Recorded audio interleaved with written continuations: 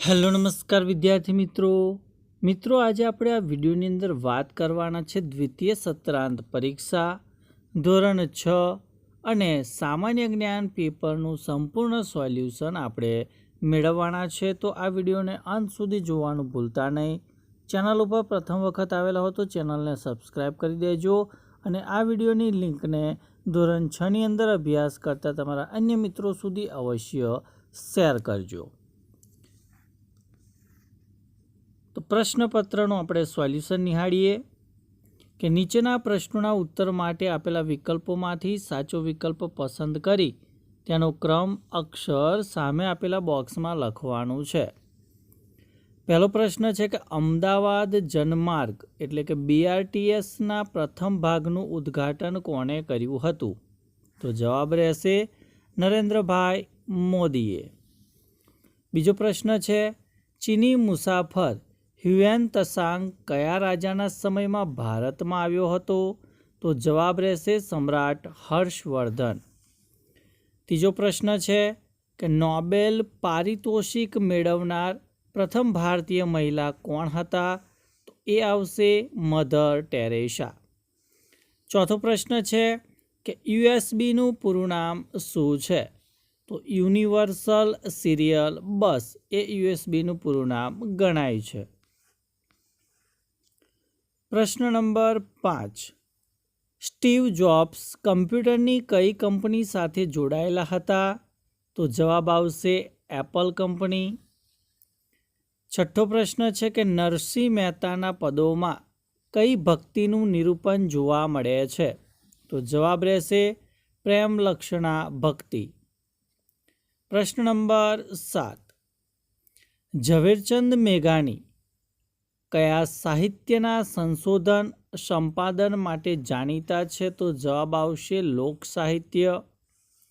પ્રશ્ન નંબર 8 ગાંધીજીએ ઝવેરચંદ મેઘાણીને કયું બિરુદ આપ્યું હતું? તો જવાબ આવશે રાષ્ટ્રીય શાયરનું બિરુદ આપ્યું હતું। પ્રશ્ન 9 છે કે 1 થી 100 સુધીની સંખ્યામાં કેટલી પૂર્ણ વર્ગ સંખ્યા આવે છે? તો 1 થી 100 સંખ્યાની અંદર 10 પૂર્ણ વર્ગ સંખ્યા આવે છે।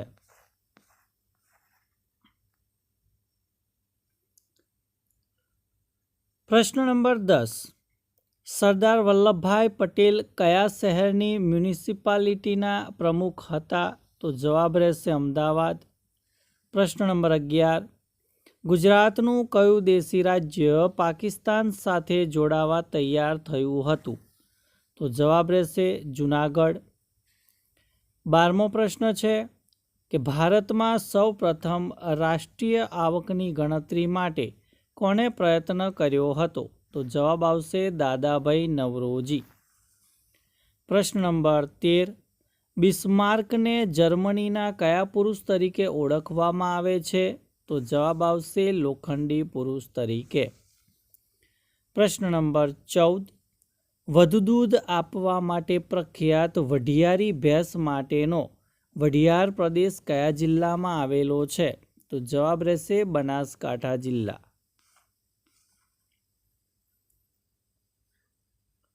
પ્રશ્ન 15 કયા અખાતના ભાગને નેશનલ મરીન પાર્ક તરીકે જાહેર કરાયો છે? તો વિદ્યાર્થી મિત્રો એનો જવાબ આવશે ઓપ્શન એ કચ્છનો અખાત। 16મો પ્રશ્ન નીચેના પૈકી કઈ નદી ભારતમાં 2 વાર કર્કવૃત ઓળંગે છે? તો એ આવશે મહી નદી। 17મો પ્રશ્ન છે કે ભૂસપાટીના નબળા ખડક સ્તરોમાં પડેલ ફાટ કે છિદ્ર કયા નામે ઓળખાય છે? તો એ આવશે જ્વાળામુખી તરીકે।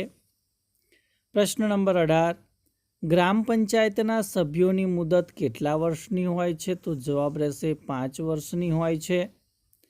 19મો પ્રશ્ન છે કે નાના પંચની ગ્રાન્ટમાંથી કયા કામો લઈ શકાતા નથી? તો જવાબ રહેશે સોલાર લાઇટ। ત્યારબાદ પ્રશ્ન નંબર 20 અશુદ્ધ લોહી જ્યારે જમણા કર્ણકમાં આવે છે તે જ સમયે ફેફસામાંથી શુદ્ધ લોહી હૃદયના કયા ખાનામાં આવે છે? તો જવાબ આવશે ડાબા કર્ણકમાં. 21મો પ્રશ્ન છે કે કયા પાણીમાં સૌથી ઓછો ક્ષાર હોય છે? તો એ આવશે વરસાદનું પાણી. 22મો પ્રશ્ન કે બરફના કારખાનામાં પાણીને ઠંડુ કરવા માટે કયો ગેસ વપરાય છે? તો એ આવશે કાર્બન ડાયોક્સાઇડ વાયુ. 23મો પ્રશ્ન છે કે પડછાયાનું કદ કયા સમયે સૌથી ટૂંકું હોય છે? તો જવાબ આવશે મધ્યાહનના એટલે કે બપોરના સમયે.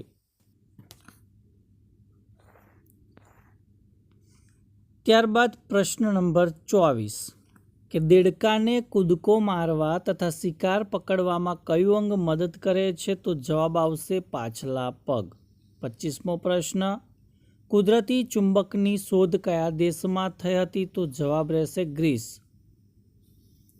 26મો પ્રશ્ન નીચેનામાંથી કયું સ્થળ પ્રસિદ્ધ 4 કુંભ મેળાના સ્થાનોની ગણનામાં આવતું નથી? તો એ આવશે રામેશ્વરમ. 27મો પ્રશ્ન છે કે ગુજરાતનો સૌથી વધુ ભાતીગળ અને લોકમેળા તરીકે સુપ્રસિદ્ધ મેળો કયો છે? તો જવાબ આવશે તરણેતરનો મેળો. 28મો પ્રશ્ન લજ્જા ગોસ્વામી કયા ક્ષેત્ર સાથે સંકળાયેલ છે? તો એ આવશે શૂટિંગ.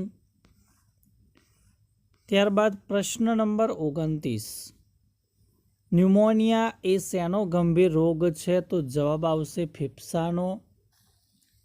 30મો પ્રશ્ન છે કે ભાઈ રાજસ્થાનના ઉદયપુર શહેર ખાતે કયું એરપોર્ટ આવેલ છે? તો એ આવશે મહારાણા પ્રતાપ એરપોર્ટ. 31મો પ્રશ્ન સમ્રાટ અશોકનું હૃદય પરિવર્તન કયા યુદ્ધ પછી થયું? તો એ આવશે કલિંગનું યુદ્ધ. 32મો પ્રશ્ન છે કે વિશ્વનો નાનામાં નાનો ખંડ કયો છે? તો એ આવશે ઓસ્ટ્રેલિયા ખંડ.